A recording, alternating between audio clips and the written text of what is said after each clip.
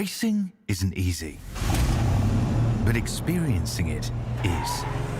iRacing puts you in the driver's seat with the industry's leading sim racing game.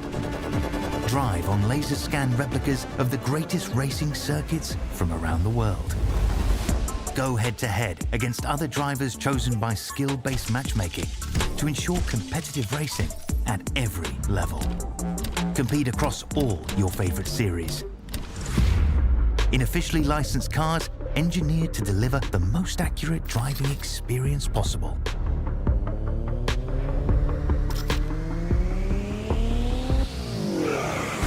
Join a race or host your own with players from across the globe. Race against the computer or in a league with friends. Feel the thrill behind the wheel. Visit iRacing.com.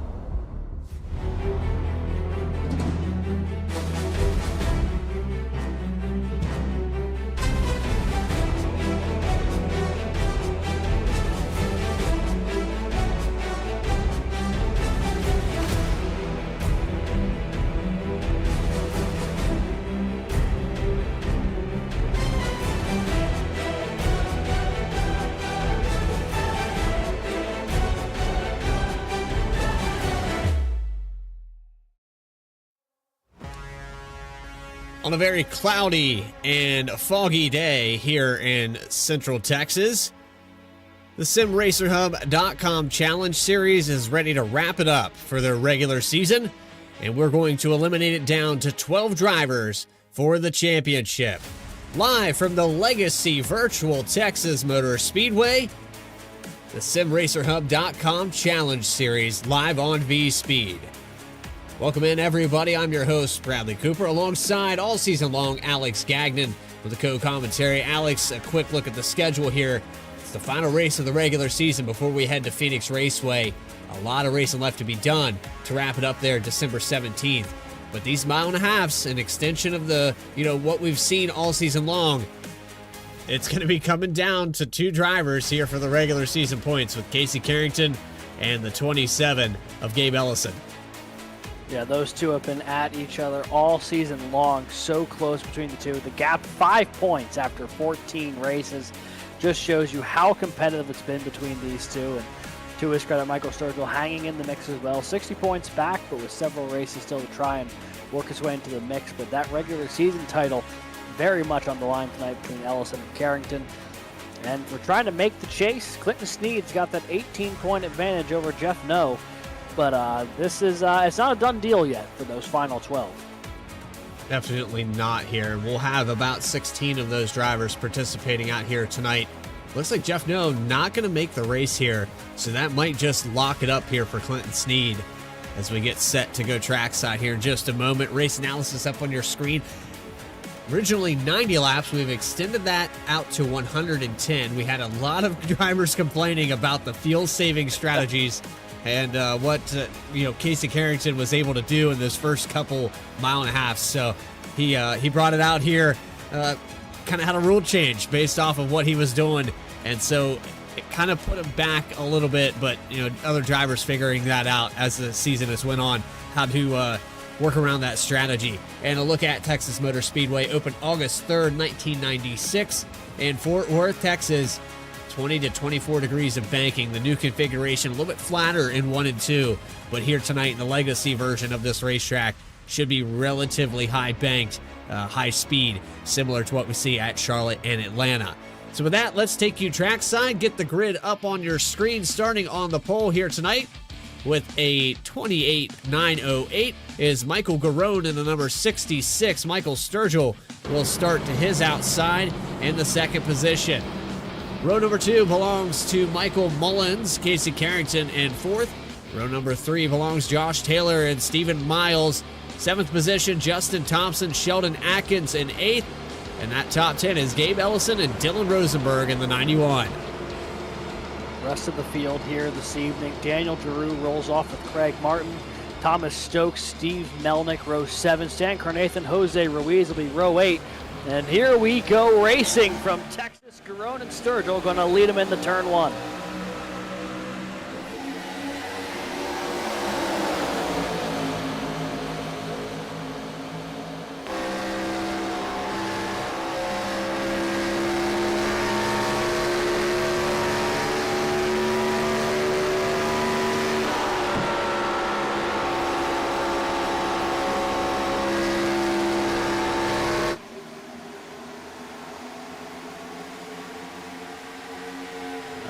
Craig Martin's already out of this race. Craig Martin had heavy problems here. Front end completely tore off of that machine. And it was smoke billowing out of it too. He goes into turn 1 here on the opening drop of the green flag. Car just gets loose, steps out on him. Heavy contact with the wall. Shades of Michael McDowell's qualifying lap here from 08 or 09. So that brings him down pit road back to the live shot. But how about Michael Garone and what he's done here as of late? I know for most of this season he was, a top 10 car. But lately, man, look at what he's doing right now. 0.8 of a second ahead of Mullins and just continuing to pull away. He's finished runner-up. He's been in some good situations to maybe snag a victory before this season is over with. Yeah, he has been running really well the past couple of weeks. The previous 4 races, 3 of those, he's had an average running position of 6th or better. In 2 of those, it was 4th or better. So he has been really turning up the wick the past couple laps. Put it on pole today. And is checked out from the field. I mean, he's already a full second ahead of Mullins here, and we haven't even hit the line for lap 4. He is on a mission right now. And so Mullins gets around Michael Sturgill. Sturgill was a little bit loose there on the outside to start this thing off. Sturgill is one of those drivers sitting 3rd in the points, hasn't really had a week to gain. And last week there at Watkins Glen had a little bit to say post-race about how he felt he kind of got done dirty. And so his patience with other drivers, he's probably, no, the 24, Mullins makes a mistake out of 4. He's going to lose a ton of track position here. 4, now 5 cars go flying past the 24 of Mullins. One more look at it here. On board with the 24 and just gets really loose off the corner, has to fully get out of the throttle. And look at the amount of spots that he lost in a hurry. Falls all the way back to the 7th position after was running in the 2nd spot. He had gotten around Michael Sturgill, who looked to the inside through the exit of 4. Sturgill back up to 2nd position, 1.6 seconds back. You gotta wonder if Michael Garone maybe overdriving his stuff a little bit here.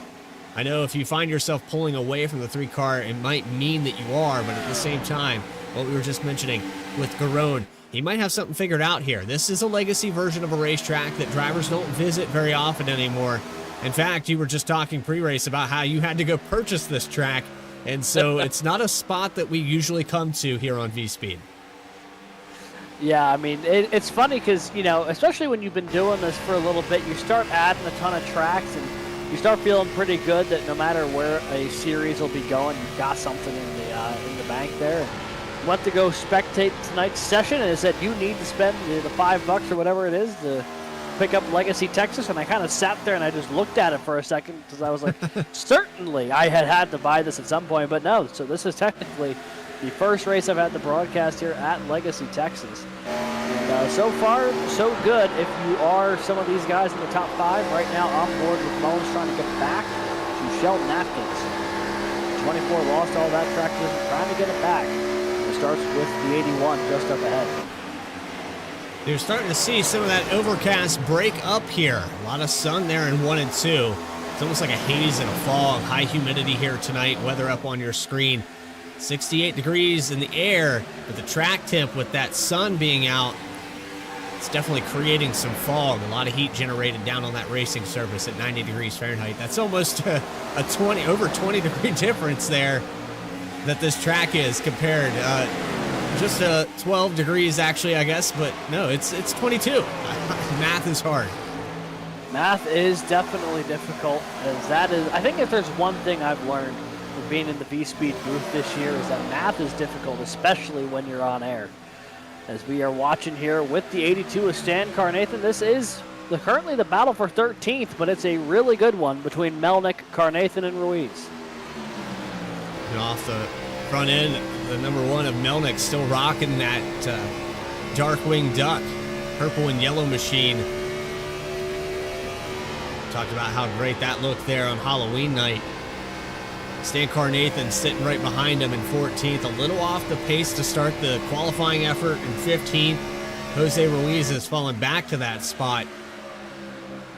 Craig Martin still down pit road. Heavy damage on that 22. Probably done for the day. So we have 15 cars still running out here as we carry on with Michael Garone. Lead has dwindled down to 1.3, 1.4 seconds. Sturgill on the surge back up there. This clean air has been kind to the 66. Yes, and the caution's out.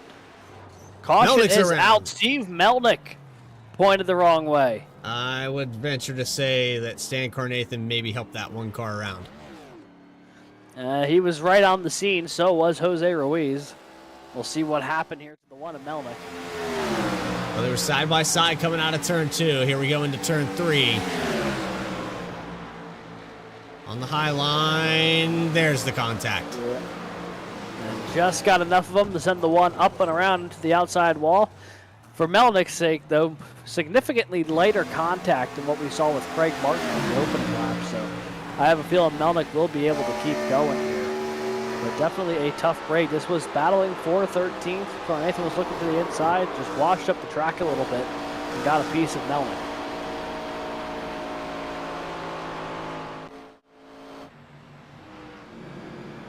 So caution number 1 of the day comes on lap 13.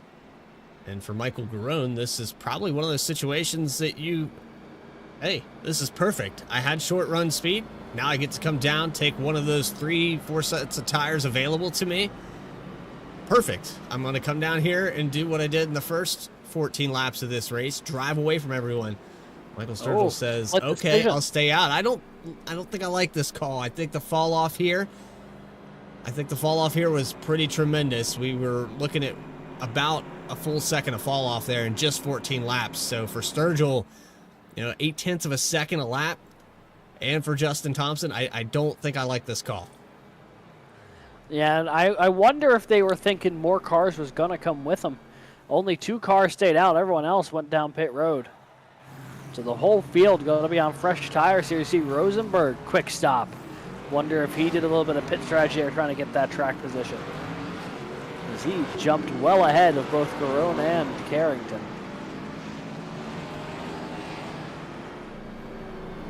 So an interesting strategy call here for the 3 of Michael Sturgill and the 98 of Justin Thompson.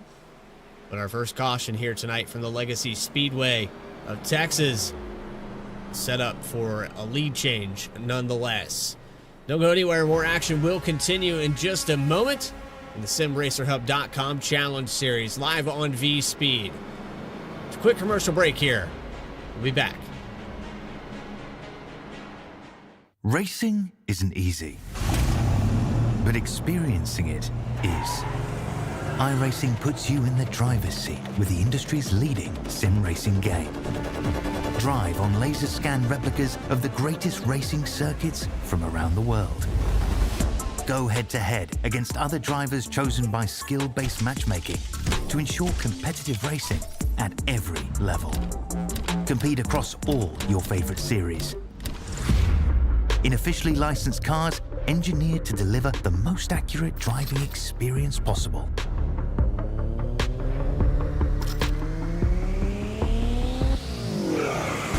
Join a race or host your own with players from across the globe. Race against the computer or in a league with friends. Feel the thrill behind the wheel. Visit iRacing.com.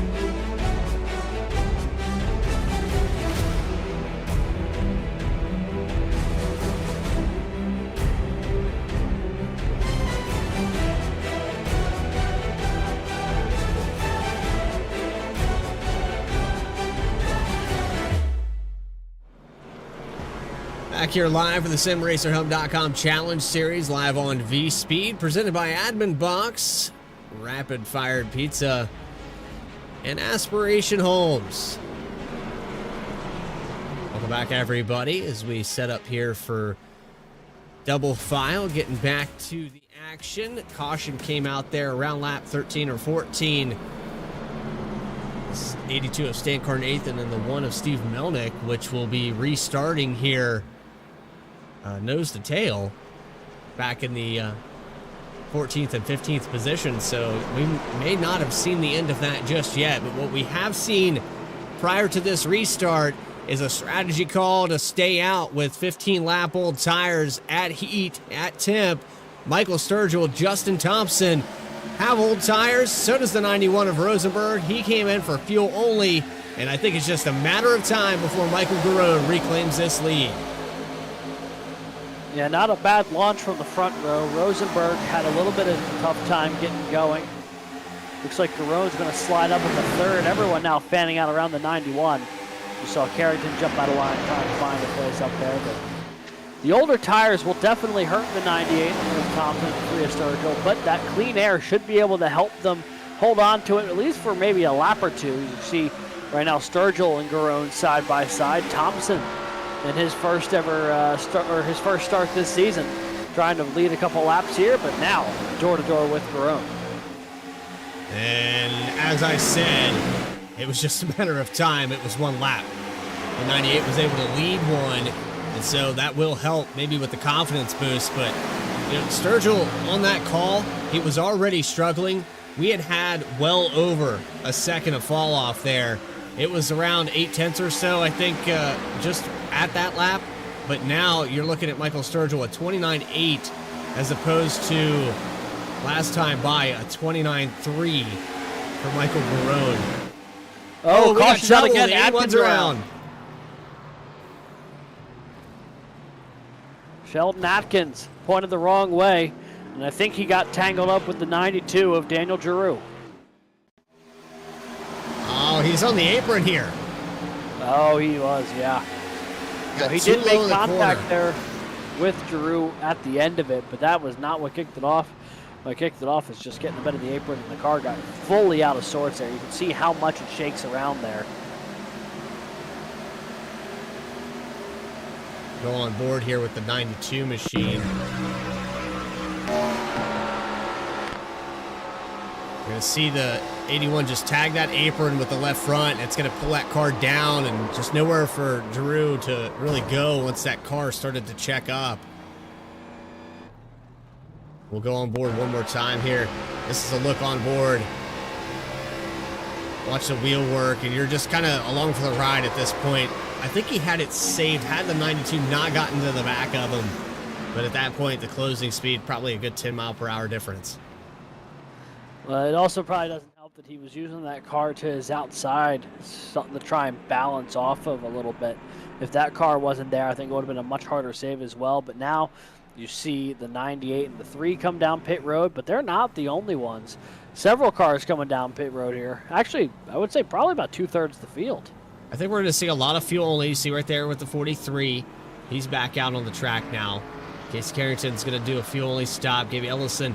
But I think this bails out the 3 to an extent. Yes, he's not going to lose as much ground as he might have by racing under green, but he did fall back to 11th because he did a 4-tire pit stop. So, you know, it's just 2 laps later, and I think for the 3 and the 98, they would have been better off there on lap 14 to just come in and get that set. But, you know, we got limited tire sets here in this league, and it's easy for us up here in the booth to say, well, that's a bad call or that's a good call. When you're trying to play these games with pit strategy, as has many of these guys all season long, when you have an extra set there with 15 to go and there's a caution that comes out, you thank everybody that made that decision.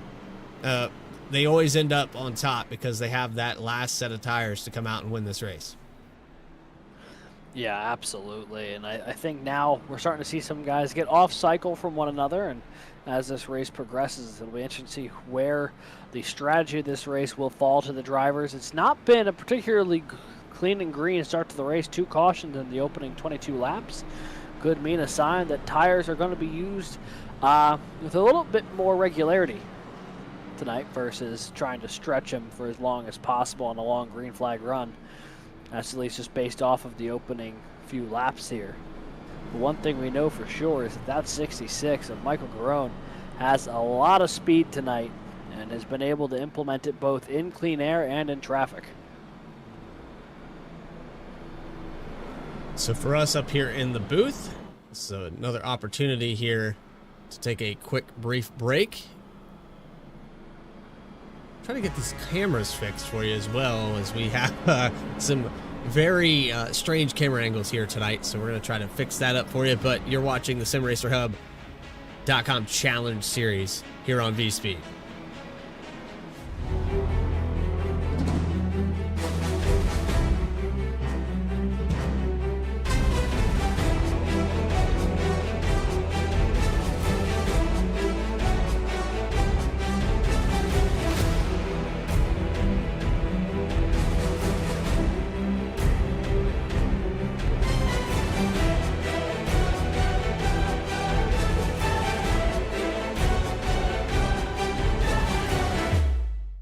Racing isn't easy, but experiencing it is. iRacing puts you in the driver's seat with the industry's leading sim racing game. Drive on laser scan replicas of the greatest racing circuits from around the world. Go head-to-head against other drivers chosen by skill-based matchmaking to ensure competitive racing at every level. Compete across all your favorite series. In officially licensed cars, engineered to deliver the most accurate driving experience possible.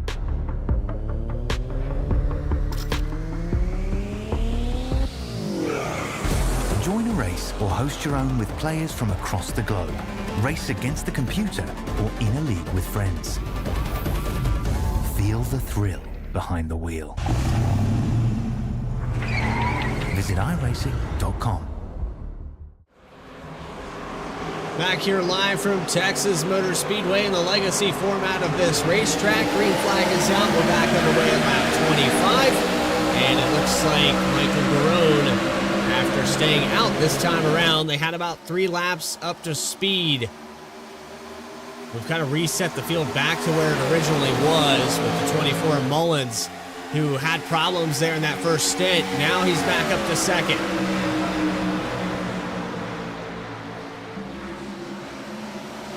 Good recovery here from the 24 of Mullins. Get back up into P2 as you see Carrington and Rosenberg just behind him. A good little battle there just behind. Stephen Miles in on the action as well. Things start getting 2 by 2 from there. Steve Melnick, who is actually confused there. It was actually Stephen Miles in the one car. It's a 111 here on your ticker. He was looking to the inside, but ends up losing some ground on the exit of turn 2. He'll fall back to the 7th position.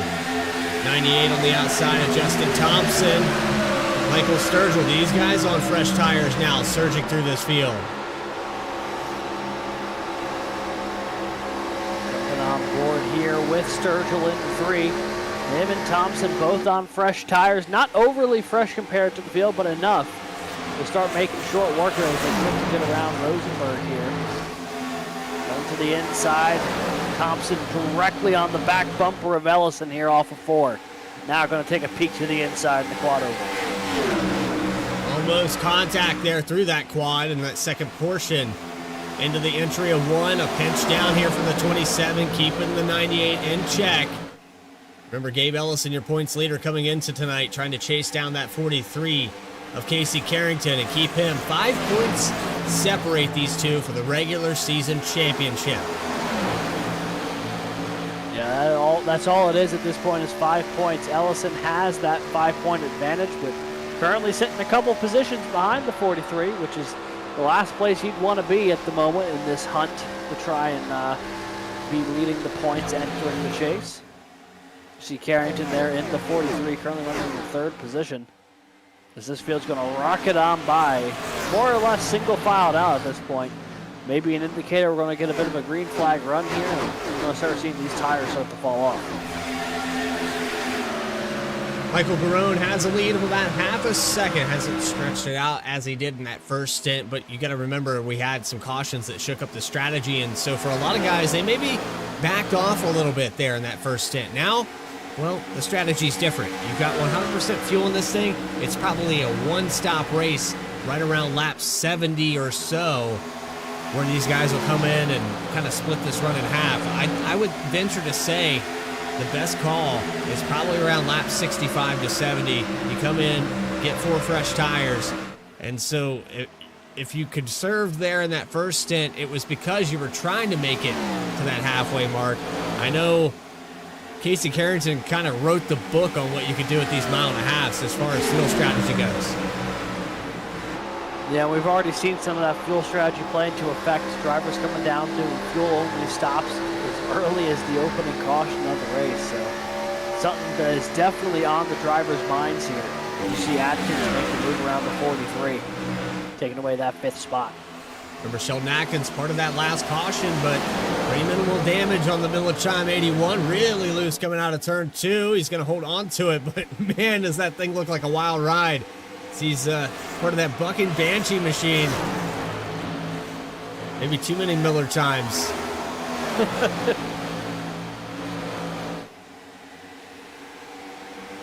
Well, we got a little battle here for second brewing. Thompson and Sturgill have gotten to the back bumper of Mullins.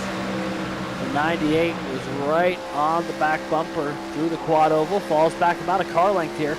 He's going to get a great run off of turn 2. Look at him close up the gap. And he's going to take a poke out now in the turn 3. This is what happened to the 24 just a moment ago. He had Sturgill on the inside, this time through 3 and 4. He does it again. He gets really tight and then overly corrects to loose, has to get out of the throttle. He's going to lose 2 spots back to 4th. And that's how quickly things can change here at Texas. In the blink of an eye, you have one bad corner, you're losing 2 positions. So you combine that with the bad corner Mullins had earlier in the race. 2 small mistakes have cost him the better part of 7 or 8 positions here under green flag conditions, which is incredibly difficult knowing that the 24's got some pace. He's able to run these guys down, and then the one mistake gives that spot right back to him. Back on board with the 24 of Mullins. Started in the 3rd position. Has stayed in this top 5 roughly. But that first stint kind of showed a weakness here. You got speed for 5 laps, that's great. But if you can't hold on to it through 3 and 4, and that seems to be where he's losing the most, he's running about a lane higher than everyone else. Has not been able to figure that portion of the racetrack out yet. And it's so deceitful here at Texas, especially with the new configuration. It's kind of complete opposites. You have a very wide and flat portion of the racetrack as opposed to this legacy version where you're driving through 1 and 2, using up that right rear, and now you go to 3 and 4. It's going to get really loose from that tire heat. That it is, and up at the front of the field here, a little 3 wide action for the lead. Garone trying to hold off Thompson has opened the door for Sturgill on the inside. And now the 98 going to drop back down low, trying to follow the 3 through. So Garone, on the slightly older car, is going to fall back to 3rd. And now Sturgill and Thompson going to duke it out for the lead here. Almost some contact back here with Carrington as well. Atkins on the high line. There goes Gabe Ellison, who has caught his rival all season pretty much. Both these drivers with a combined 8 wins. That's insane to talk about, but that's how competitive they've been all season. Yeah, and you see right now, nose to tail. I mean, these guys have not been able to get separated after 14 races, and race 15 shaping up to be the exact same way here. 2 incredibly evenly matched competitors. Sturgill on the outside looking in. He has 60 points of a deficit. And now this is not including drop weeks here in this points total. So that will be updated for the first race of the chase. But you see Clinton Sneed, Jeff No, out of the race here tonight. And this was, as you mentioned during that break for Craig Martin, a perfect opportunity to get up here into the top 12. Unfortunately, turn 1, lap 1 has a problem. Yeah, and for folks like Stan Carnathan and Thomas Stokes, At this point, barring a win, it might be too little too late here for either of these drivers to try and advance into that top 12. They are quite a ways back. Mathematically, it's possible, but there's a lot of work to do. They'll need the stage points as well. Carnathan not in a position to do that right now. Stokes battling with Josh Taylor for the 8th position as Taylor almost lost it. They both came out of that corner sideways out of 2. Stokes holds on to it, clips the wall. The 7 gets the position. I wouldn't do that too many more times. Watch through 1 and 2 again here with Josh Taylor. I venture to say that right rear is probably used up at this point, and that's why he's stepping out, trying to come out a little bit flat on this corner, almost gets him to the outside wall this time. Even Miles right in the tire track to Josh Taylor. As they go through 3 and 4, the 111 gonna maybe look to the outside here through the quad oval. He's running about a lane higher than the 7 right now.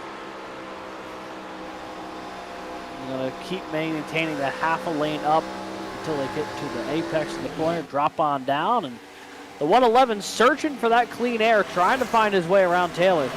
He is not finding anything yet. As this battle's progressing, they've reeled in Sheldon Atkins. The 81 of Sheldon Atkins in the 7th position, 7th through 10th spot, right on top of each other. The Thomas Stokes into the top 10. We were talking about the points there briefly. Stokes needs to pick up probably 8 spots here to have any kind of realistic chance. And a lap lead would probably help the case as the 7 gets loose again out of 2. Now Josh Taylor still somehow able to capitalize, will take the spot away from Sheldon Atkins. Stephen Miles right on the scene as well, trying to do the same.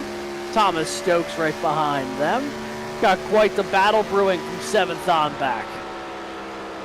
Big block from the 81. When we're talking about all this going down, Justin Thompson has taken over the point, and they're side by side back here with Carrington and Garone for the 3rd position.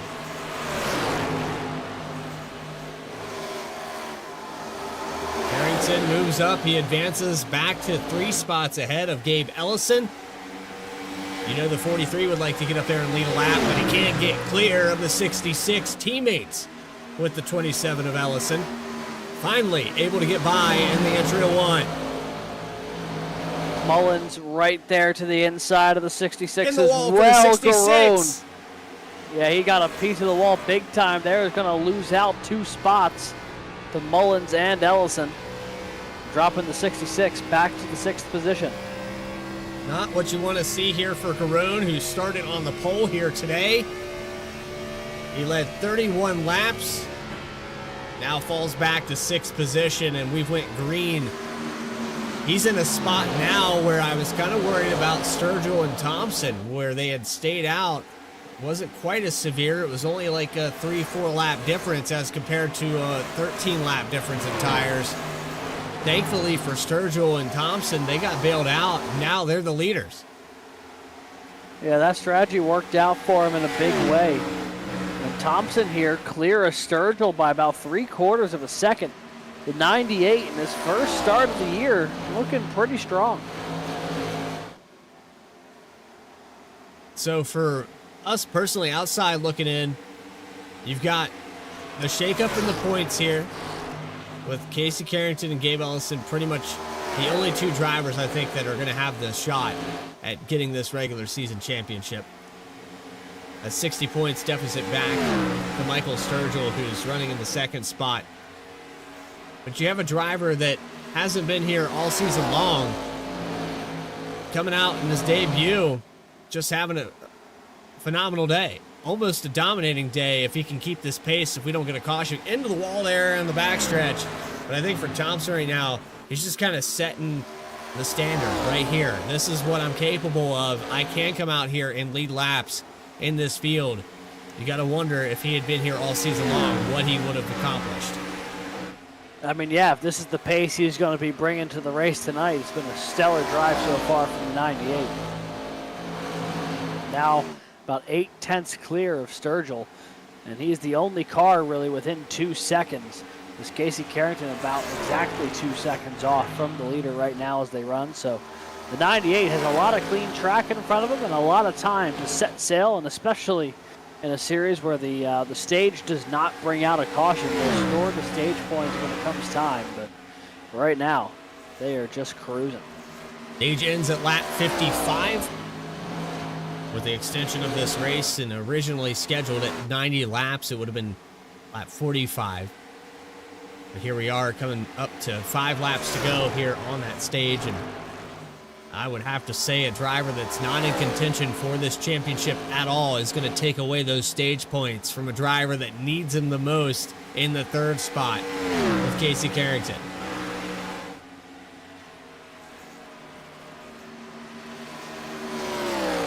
Thompson continues to just check out at the front of the field. And you kind of look at the field as they run, and everything's gotten spread out a little bit. Maybe a bit of a battle brewing with Josh Taylor, Thomas Stokes at the moment. That's back in the 9th position. Got Sheldon Atkins in the hunt there as well. 8th, 9th, and 10th all kind of duking it out a little bit, but that is really the only place there are things bottled up on track right now. Everyone else finding their own little bit of real estate and just pulling away. So if you're just catching this race, you can also go check out our other 2 live broadcasts that we have running simultaneously here on V-Speed. Logan Threlkeld producing over for Below the Double Yellow right now. They are live in their very first race of season number, I don't even know, like 14. It's something ridiculous over there. So those guys have been going on for a long time. They've been a part of V-Speed from the very start. And shout out to Logan Threlkeld for doing that production and commentary. And you can also go over and check out Morgan Cook's production in the QSR simulators for their Tuesday night truck series. They are in their chase race number 4 tonight at Las Vegas Motor Speedway. So a lot of racing here on V-Speed on Tuesday nights, and I think just absent of Eddie Smith, he actually had the day off today. He'll be covering some races on Tuesdays as well, so we'll be quadruple booked. Come by next time by, White Flag will be out here for the stage. Yeah, it is, Tuesday's always the busy day here on V-Speed. Always plenty of action, but maybe none more so than the Sim Racer Hub Challenge Series. Putting on great stuff week after week, but this opening stage, obviously one more lap to go in it, but things looking mighty fine for the driver of the 98. Justin Thompson probably going to take this one home. Michael Sturgill going to try and hold off Carrington for second here, trying to get that added stage point benefit. Well, it's getting really close here off the exit of turn 2. A big run here for the 43 of Carrington. He wants one more spot, but look at Gabe Ellison also looking for one more spot on Mullins. All the way up to the high line here for Carrington. Justin Thompson is going to get the stage victory, but off of turn 4, not enough here. Gabe Ellison, can he do it? He will not. There's your top 10. As Ellison missed it by 1/10 of a second. Or not even half a tenth. It was 600ths between Mullins and Ellison at the line. That's how close it was. But Justin Thompson, stage winner, the opener of the, in his first race of the season. Carrington, Sturgill, Ellison, Mullins, your top 5. Miles Garone, Taylor, Stokes, and Atkins rounding out the top 10. Notably, a couple of stage points there for Thomas Stokes as he tries to make a late surge for the chase. And Michael Mullins is going to bring it down pit road and try and get himself set up for the second half of this one.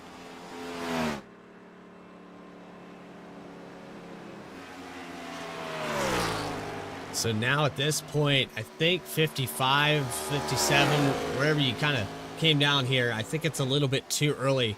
Mullins is trying to do the short route, and I think that's too early. I mean, they extended this race by 20 laps, and so with the 1.5 miles that we saw before, it was a struggle to make it in one stop at 90 laps, let alone in 110. I think that's too early for the 24, and he's probably going to regret that decision. He might be a little short on fuel before this thing's said and done. It's going to be close. Yeah, it definitely is. So he'll merge back on track here, trying to find where he'll settle in to the running order. We jump back here, Sturgill and Ellison. Carrington obviously has gotten around them. That was the battle for third, as we see Sheldon Atkins on pit road. He picked up one stage point in that run, as this is getting dicey between Taylor and Garone. Had Stokes to that as well.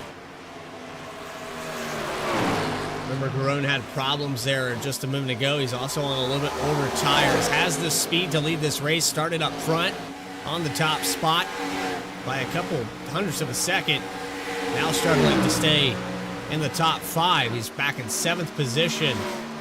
Gabe Ellison and Michael Sturgill go side by side. There's the 27, your points leader, just going by his teammate in the Sim Racer Hub. I believe that's Whole Shot Motorsports racing around. They had the pole here today, and they've got 2 of the top 5 positions, trying to chase down this guy right here, who's been a thorn in the side for Gabe Ellison all season long. Yeah, it's been a fun battle between these two. Both of them at 4 wins on the air, both of them within a handful of points of each other. And just when it seems like one of them starts building momentum, the next week the other one goes out and wins it. And cuts that momentum right back down. Right now he's got a healthy about a second gap back to Ellison. Stephen Miles also gets around 3. And the 111 moves up into P4, one of the better runs we've seen from him so far this season.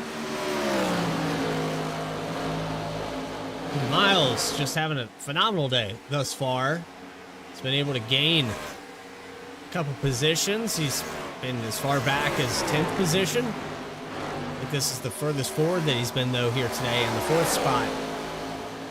So 2 spots gained overall. Biggest mover of the race, though, is that driver up front, Justin Thompson, who continues to lead. And I said, what did I say? Right around lap 65 to 70. I think that's where you're going to see these cars come down pit road. A few drivers have made a liar out of me. I think for Sheldon Atkins, he'll be okay, but I'm still much worried about what Michael Mullins did there coming down pit road. I don't think it's going to work out for him. He is going to have the speed to advance and make up a lot of ground, but I think it's too much of an undercut here for the actual tank to make it to the end of this race. Yeah, he's going to certainly give it a go, but multiple laps down now is the 24. He's actually scored 3 laps down at this point. Also, we saw Craig Martin back on track. They got that car repaired after the lap 1 incident, but he has scored 33 laps down at the moment. So barring someone DNFing here tonight, that will probably be where the 22 is stuck.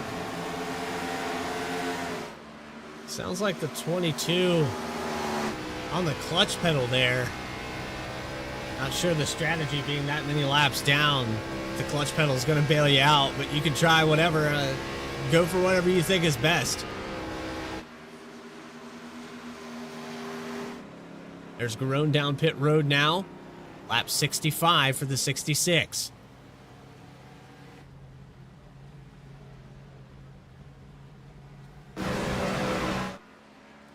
Continuing to stay out here for Justin Thompson, Casey Carrington, Stephen Miles, Gabe Ellison, Josh Taylor. So it looks like the 3, Sturgill has lost a lot of ground here.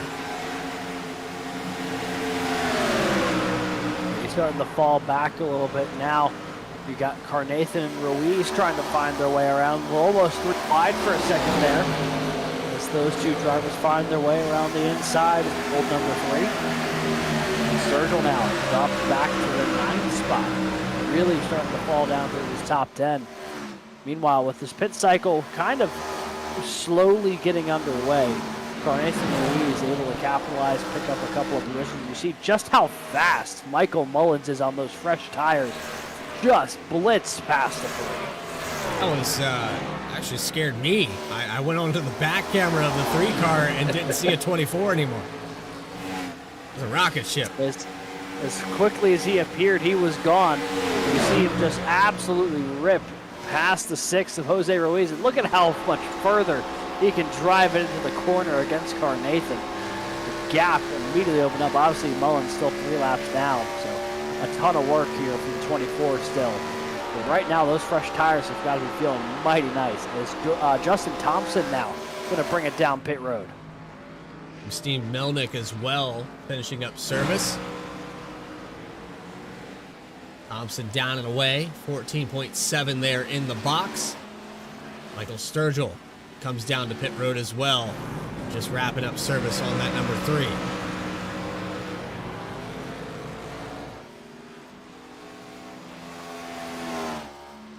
So Stephen Miles takes over the point, gets 1 lap led here, and he'll bring it down pit road. Trying to finish out. Here comes Josh Taylor as well. Thomas Stokes following suit. We still have a couple other drivers that are just cycling out of pit road here. And that should wrap it up for pit stops here on lap 70. So I think I hit the window pretty perfectly here. Seems like it. So 40 laps going to be remaining next time by, and that's when a lot of the leaders came down pit road. Taylor, Miles, Stokes, all getting service done for what should be the final time here today, barring a caution. The 111 down and away. And now we'll get a real gauge of how everyone cycled through this pit stop. And I'm telling you what, the 98 looks like he's going to be in great shape here. Absolutely is. Michael Mullins 2 laps down here. I believe a speeding penalty for the 24. He would have been technically cycled through to the lead there, but because of that penalty, he's going to lose more than he gains, and that's an unfortunate scenario. But on top of that, like I said, pitting that early, it looks like he's probably going to end up more laps down, so kind of compounding the problem with pitting that early. It was over 50 laps.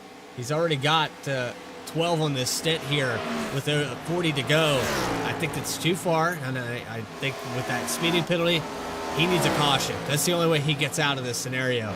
And the day pretty much done here for Mullins. And Justin Thompson pulls away. Casey Carrington has the second freshest tires in this top 3.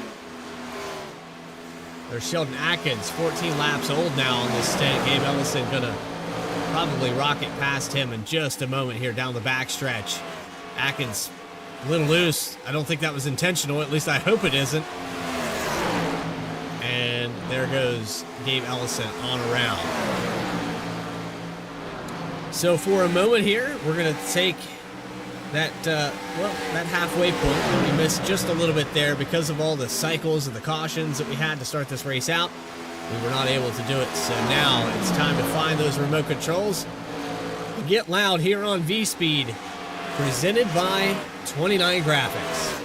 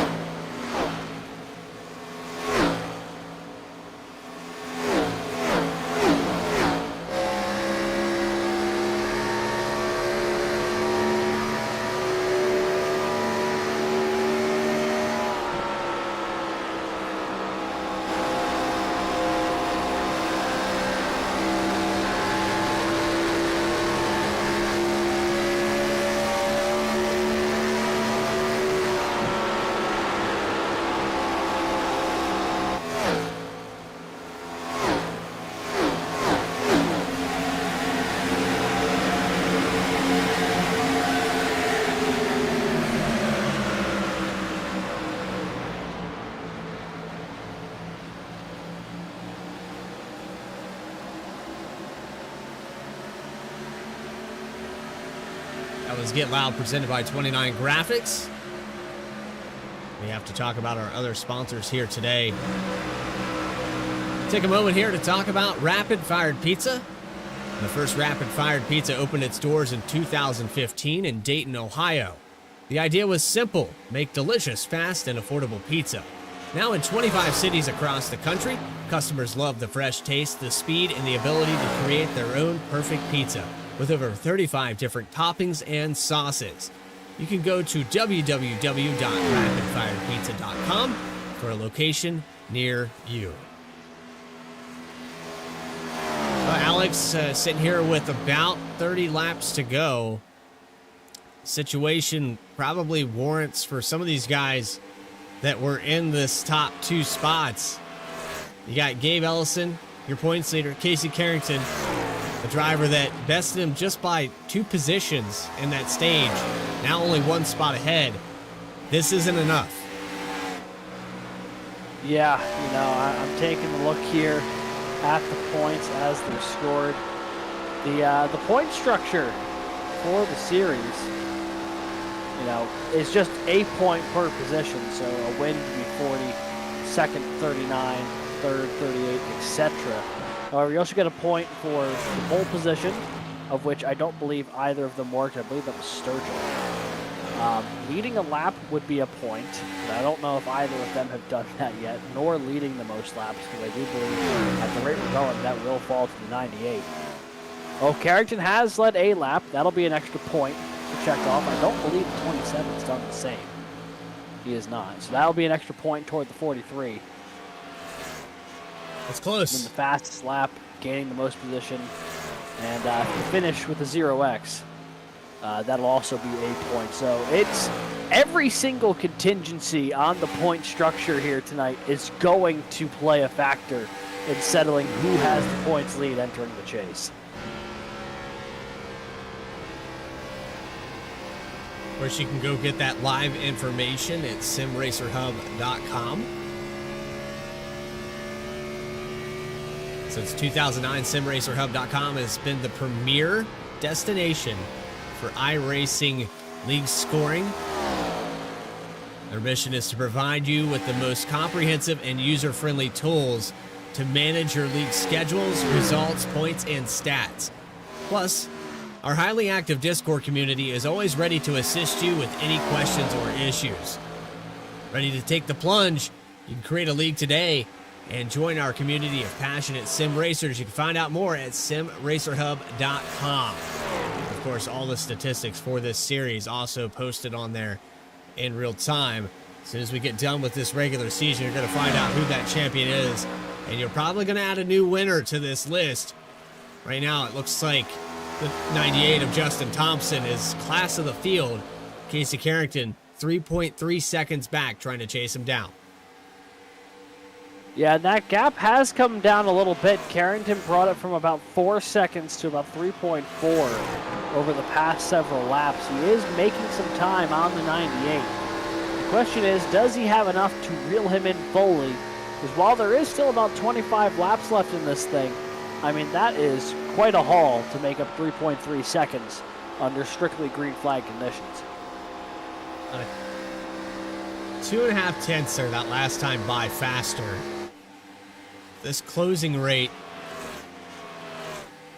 15 to go, it's going to put him right at the back bumper, but I don't think it's going to be enough. Yeah, you see he continues to try and run that line, to try and make up some time on the 98. That time, though, nothing gained, nothing lost for the 43, so you can't afford too many of those kind of laps if you're Carrington. If you're trying to get up to the lead, you have to be making ground every single lap if you want any chance. But Justin Thompson doing a masterful job up at the front of the field right now. Cruising, he's got a clean track in front of him as well. Everything's shaping up the way he's been looking for tonight.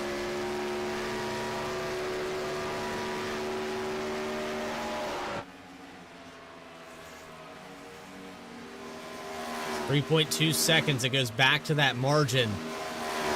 Last time by roughly half a tenth. It was about 0.07 of a second. I'd say right now for Casey Carrington, it's a matter of can you get up there and snag that win. I'm interested to see because Gabe Ellison looks like he's not the fastest lap here today. That's going to go to Michael Sturgill, I believe, with a 29.562. I don't see any other drivers that have bested that lap. Actually, I take that back. Michael Garone with a 29.313. So hey, 200ths right. faster, or 2/10 faster. That's blazing. Nobody else in the threes all night. There is the 66, who is very much in the middle of a battle here with Jose Ruiz and Michael Sturgill. Sturgill now taking the peek to the inside of the 66. The pole sitter. Trying to run that outside, seeing if he can find something to work. Tell you what, it's been a quiet night, but a good one for the 6 of Jose Ruiz. Started in the back of the field. He's up about 10 spots. And it's been a quiet drive to the middle of the top 10, maybe trying to knock on the door of a top 5 here. If he can track down Josh Taylor. Has been solid here for the 6 car. He's got a little bit older tires than some of the guys ahead of him. Talking about a lap and a half, but right now it's been good. It's been kind. The 6 car didn't do the best here in qualifying. 10 spots gained, biggest mover of the race. Biggest loss here tonight is for Michael Mullins, and he continues to be 2 laps down. Sheldon Atkins, 1 lap down, back in 12th spot. And you have Steve Melnick, who's hanging on to the lead lap as of right now. Justin Thompson, though, chasing him down. The lead under 3 seconds. We have under 20 to go here as we cross that line. Casey Carrington loses ground out of turn 4. He goes back above 3 seconds. Looks like, at least for the time being, Casey Carrington has nothing left to catch down on the 98 of Thompson. Yeah, Thompson's been putting together a masterclass here and pacing this thing from the front of the field. Knowing I think he's on slightly older tires in the 43, but continues to run quick, consistent laps that is preventing the 43 from making any real forward progress to him. You see, though, the 43 has opened up a gap a little bit to Gabe Ellison. So if nothing else, the 43 probably feeling a little bit more comfortable on that gap back to third, especially knowing that's his points rival at the moment. It's still a long way to go if he's going to try and track down the race win here tonight. And I think both of them will have to settle, both Carrington and Ellison will have to settle for 4 wins through the 15 race regular season, because as it's going, there is nothing going to stop Justin Thompson. What an incredible drive so far in his first race of the season. 54 laps led, so he's pretty much got it wrapped up there for the most laps led. Going to take away a bonus point from these drivers. Also took away the stage victory from these points contenders. So really shaken up. And so if you're some of these drivers that have been around for all 14 races we've completed this season, you're probably a little bit frustrated that a driver that hasn't been a part of the points has been taking them away from you all race long. Yeah, but it's also one of those things where, I mean, the 98, he's just gone out there and he's just driven this thing to the front.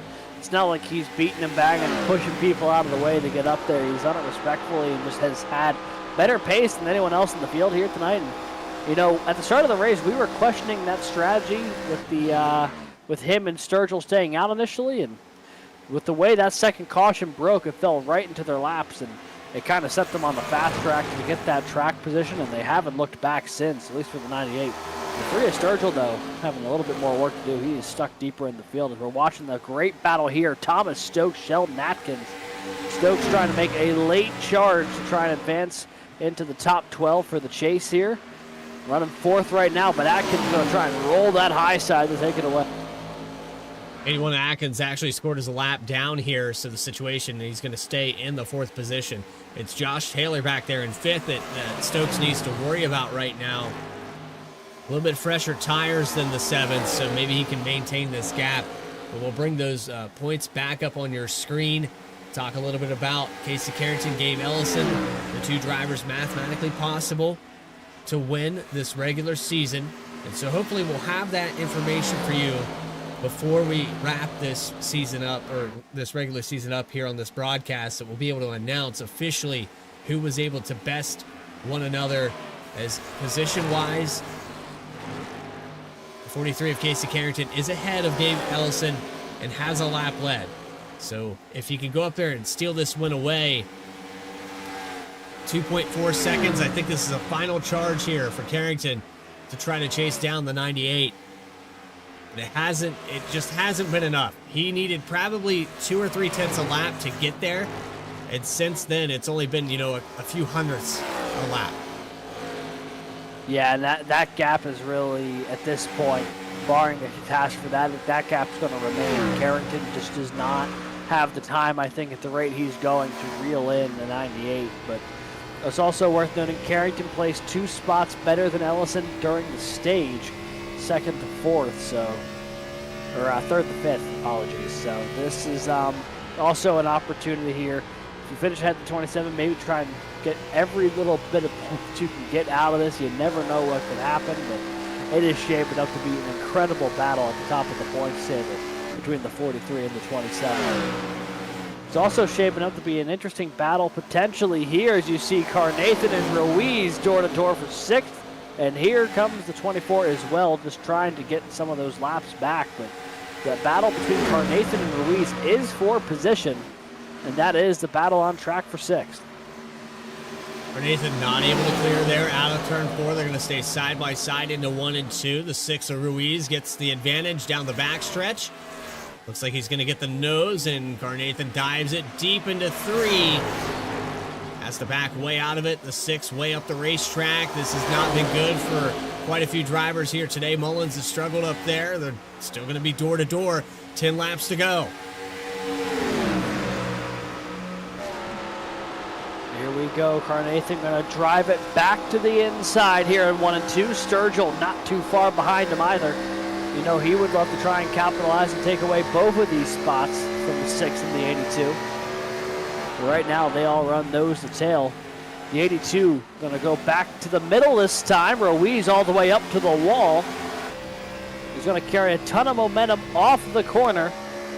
And that will be enough to stay ahead of the 82 by a nose at the line. But he is definitely not clear yet. That higher line seems to be working just enough, but he's flirting with disaster on the entry of 3 and 4. Almost got up into the wall. Let's see if he tries it again here. Carnathan has the advantage into the entry of 3. Oh, is he going to slide up this time? He's going to try it. Oh, doesn't get all the way up. Ruiz gets a nose back to the outside. Will not be ahead that time at the line, but has not let the 82 clear him yet, and Ruiz drives it in deep in that middle lane. That time there, I think he lost some ground there on the entry of 1. 82, Stan Carnathan will clear for 6th spot. They have about 4.5 seconds to Josh Taylor, who has caught up to Thomas Stokes. So a position for 4th here, possible for the 7 to get by in the closing laps. About 6 to go here. Justin Thompson's coming out of 3 and 4 now to take that. This is going to get good here for the top 5. Gabe Ellison has actually started to reel in Casey Carrington. It's about 1.7 seconds.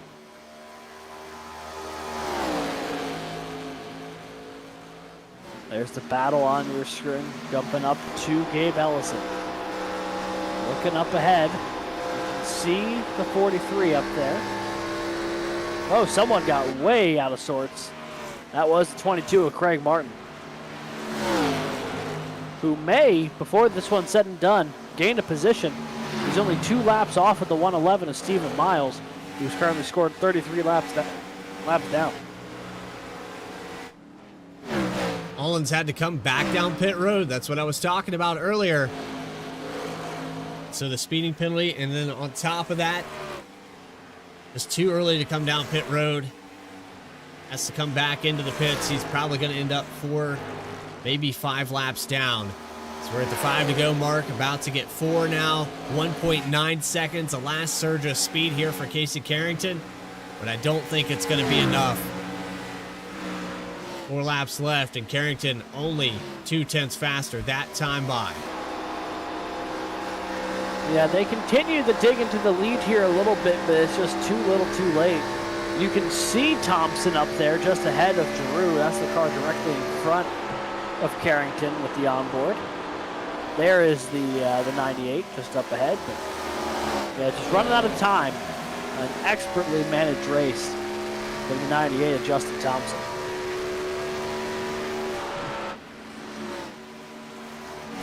We also still have that battle. Looks like a little bit of battling there with Ruiz and Sturgill. Stokes and Josh Taylor. Here's a great scrap for fourth. And this one with 3 laps to go. Some critical points on the line for both drivers. Taylor gets the nose into the inside in 1 and 2. Stay door to door down the back stretch. A wiggle there from Stokes. Gonna try the high line into 3. Doesn't have much of a choice. Maybe an early lift. Will we see a crossover here out of 4? We will not. The 11 gets really tight there in the middle of the section, and he'll back down to the 5th position. White flag this time by. Carrington has brought the lead down to 1.4. Too little, too late for Casey Carrington. Justin Thompson, one more time around Texas Motor Speedway in the SimRacerHub.com Challenge Series. His debut race. Looks like he's going to get a victory. White flag, it's official. No green-white checkers in the horizon. A little bit of lap traffic ahead, but shouldn't play a factor as the 98 checks out the handling. Back down to the bottom in 3 and 4 for the final time today. Justin Thompson in his first race ever in the SimRacerHub.com Challenge Series is going to be victorious. Casey Carrington and Gabe Ellison trying to settle it out for the regular season championship. Incredible drive there from the 98. Daniel Giroux flying in. I think the 98 may have ran out of fuel there across the line. You see the deficit there is only 0.2 of a second. Boy, that got probably a little bit closer than he was expecting, but just enough to get the job done here tonight for the 98. But yeah, to your point, the final gap across the line was 0.2 of a second. I'll take one more look at that to see, maybe with the onboard or something with the 98, what happened there. But he had quite the gap, and then just it evaporated. He was still up by about 1.5 seconds almost with the white flag in the air. I think it was about 1.3. Yeah, really, maybe that's why he was shimmying. I think he may have been just trying to get a little extra fuel in there, trying to shake it about.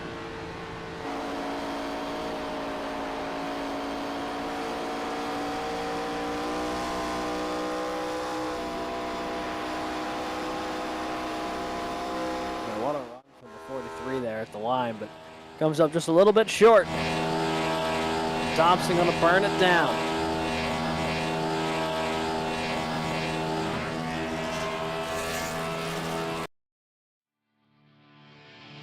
Well, post-race interviews with your top 3. We'll try to sort out this points system and what all we have here in the post-race. You're watching the SimRacerHub.com Challenge Series live on V-Speed. More coverage will continue momentarily. Racing isn't easy, but experiencing it is. iRacing puts you in the driver's seat with the industry's leading sim racing game. Drive on laser scan replicas of the greatest racing circuits from around the world. Go head-to-head against other drivers chosen by skill-based matchmaking to ensure competitive racing at every level. Compete across all your favorite series. In officially licensed cars, engineered to deliver the most accurate driving experience possible.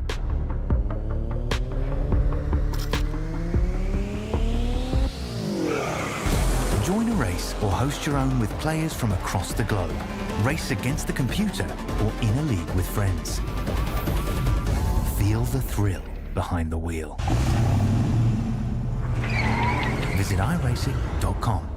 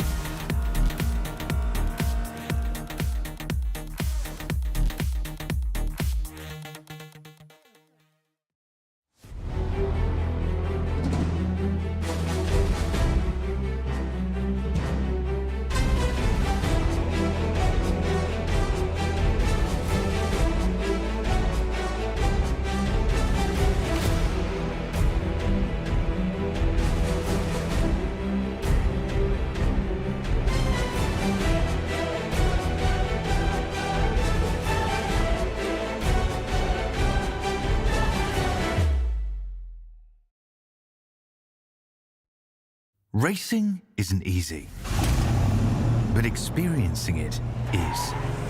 iRacing puts you in the driver's seat with the industry's leading sim racing game. Drive on laser scan replicas of the greatest racing circuits from around the world. Go head-to-head against other drivers chosen by skill-based matchmaking to ensure competitive racing at every level. Compete across all your favorite series.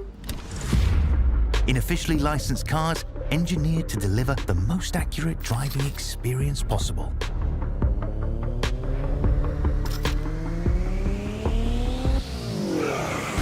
Join a race or host your own with players from across the globe.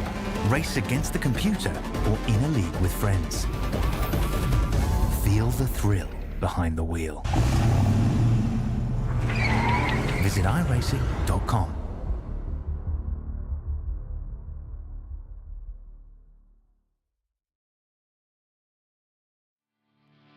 Back here live from Texas Motor Speedway, where we have an official regular season champion by 1 point here tonight. Gabe Ellison is going to best out Casey Carrington by one spot, one position. You know, just the whole race, nose to tail, the whole season, nose to tail, tied for wins, tied for positions. It all came down to just being there at the end for Gabe Ellison. Yeah, incredible stuff. I mean, to run a 15-race schedule and have the regular season determined by a point is absolutely phenomenal stuff. That hats off to both drivers, honestly, for putting together one of the most compelling regular season championship battles I've ever seen. And so with the chase format, they will reset, and those two drivers will be officially tied based off of their wins, and those bonus points should put them right next to each other to carry on at Phoenix Raceway. But let's bring those final results up on your screen. 8 lead changes for 2 cautions, and it was in his debut, Justin Thompson getting the victory after starting in 7th position, raced his way through this field, and he will win out over Casey Carrington and Gabe Ellison. Josh Taylor comes home with a top 5, Thomas Stokes a top 5 as well. Jose Ruiz, the most spots gained, 10 positions to finish in 6th. Stan Carnathan 7th. Michael Sturgill back to 8th. Michael Garone, your pole sitter. Tough break for him, finishing 9th. And Dylan Rosenberg will round out your top 10. Back in 11th, it'll be Sheldon Atkins tonight in the 81 machine. Steve Melnick, 12th. Daniel Drew, 13th. 3 laps down, as is Michael Mullins in the 24. Craig Martin will bring it home 15th tonight, just barely getting past the 111 of Stephen Miles. At the line as far as staying on track, and of course the 111 rounding out our field tonight in the 16th position. So with that, we're going to take you trackside now. I have caught up with that regular season points champion and 3rd place finisher here, Gabe Ellison. Well, Ellison, I got to say, even though you maybe didn't do what you needed to do the whole race, what can you say about this scenario? 1 point separating you two at the end of this thing. It doesn't get much better than that. Yeah, just, I did the bare minimum that I needed, I guess. I didn't have a great start. I got on the session late and didn't get a good Q lap and all that. And then it kind of got iffy on the tire and the fuel strategy there at the beginning. Got pit on the first yellow, and then we got one a few laps later. So that, we had some slightly different tires because the tires were wearing like crazy. So 2-3 laps was a big difference. But really, I just kind of mirrored Casey, and I just kind of rode behind him the whole time. And luckily, there weren't enough cars in between us for the stage. I think he got 2 on me on the stage, but Mullins, I guess he sped or something. So that was one car that could have went between us that made a mistake. So it was just minimizing what I lost to him because he had me on pace a little bit on that long run. So I minimized it just enough, thankfully. Well, we had talked about with Mullins and the scenario and the speeding penalty, but he also had to come back down pit road there. I think he short pitted just a little bit too soon. But on the strategy for you, how many times did we shake this thing up? I mean, we had originally scheduled 90 laps. We extended that to 110. Casey Carrington had kind of proven that he could go one stop at most of these 1.5 miles. So we cycled that out. But then we have cautions at lap, I believe it was 13 and somewhere around 20 that just kind of put us right back into that scenario of a one-stop race. Yeah, so I calculated it out after we could go about 45 laps without saving, and after that first caution, we were going to have 94 to go. So I repit and gave up track position, thinking, we don't get a lot of yellows in here. This is going to go green, and I can make it on one stop and be ahead of the 8 ball on fuel. But then, we immediately had another yellow. So then I kind of gave up the track position for nothing. So that was slightly frustrating, but yeah, it's just one of them things. It ended up working out in the end. So I just had to keep my head down, save tires, and it worked out. Well, congratulations on this regular season championship. You'll be happy to know that I think you're going to be officially tied here to reset at Phoenix. Any plans there for Phoenix Raceway? I know we run Legacy Texas. Are we Legacy at that track as well? Yeah, probably is Legacy. That'd be fun. Yeah, I probably should get some practice. I haven't been practicing as much as I should be lately, and it's definitely reflected in the results. So I'll probably try to get some laps in there because Phoenix is a tough one. I mean, that's a track that's real technical. It's always going to be hot, so it's going to be a buttload of tire wear, kind of like there was today. So just figuring out break points and what to set the bias at and all that'll be good. Abe Ellison, regular season champion, third place here tonight from Texas. Anybody you want to shout out before we let you go? Yeah, as always, thanks to simracerhub.com for sponsoring the team, Whole Shot Motorsports. Shout out to my teammates, Michael and Michael tonight, and Clinton, who is absent. And then, as always, huge thanks to you guys at V-Speed for putting on a great broadcast. Thank you for your time. We'll see you next week at Phoenix Raceway, race 1 of the Chase. Yes, sir. Thank you, guys. And with that, we are going to move on down that pit lane, and the runner-up here for the season, Alex Gagnon, is caught up with Casey Carrington. Hey there, Casey. You got a copy? Yeah, I do. Well, solid run for you tonight. Finishing P2. You were able to lead a lap.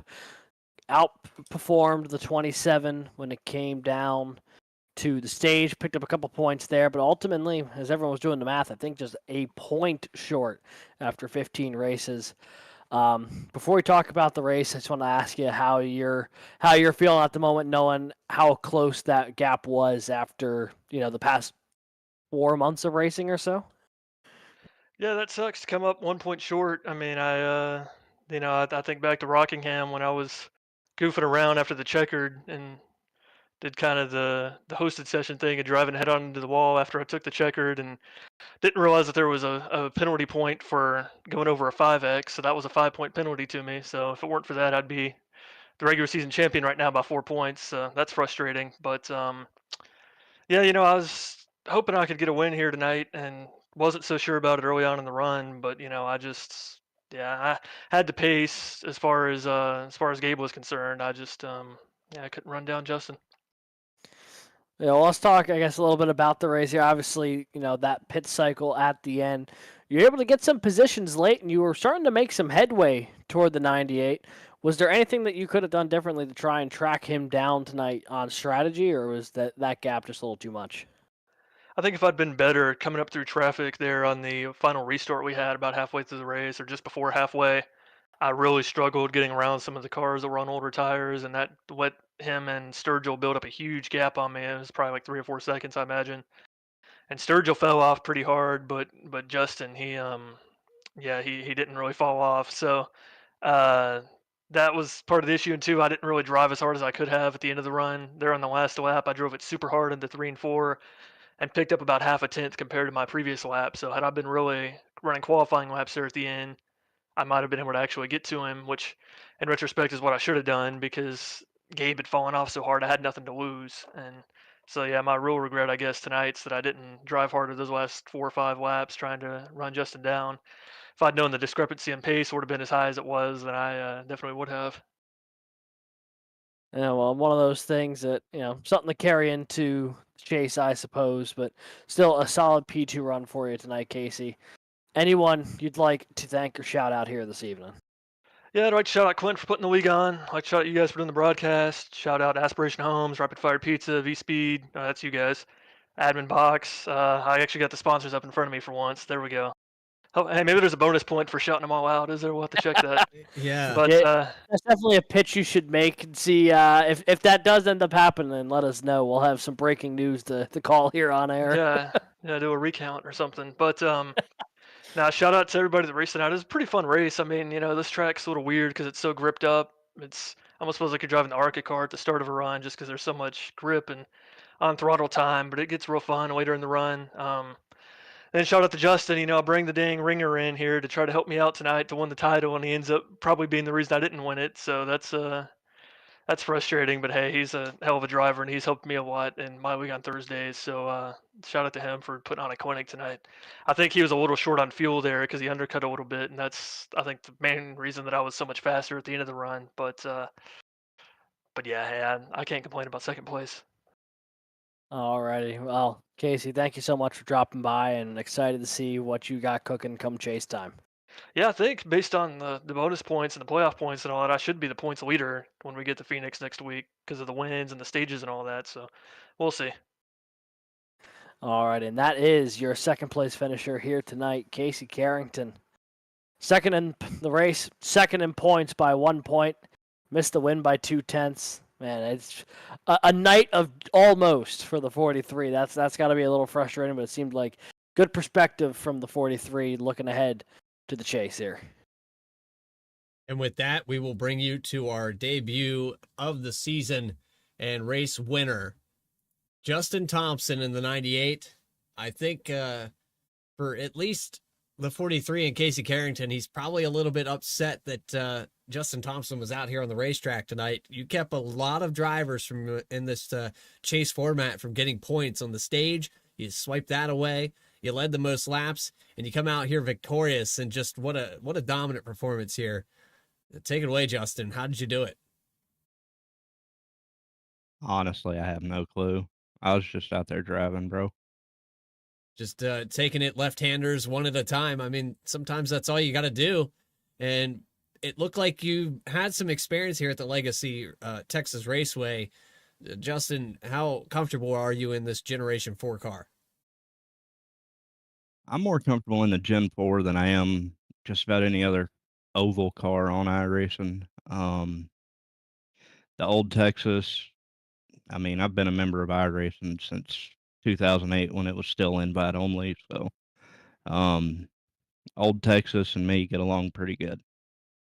So the beta tester back in 2008 stems from 15 plus years here on iRacing. Justin, one final question for you here. Are you going to be a part of this chase format when we go to Phoenix Raceway? I mean, I intend on being here next Tuesday again if I can. Maybe I can upset some more people then too, without wrecking them.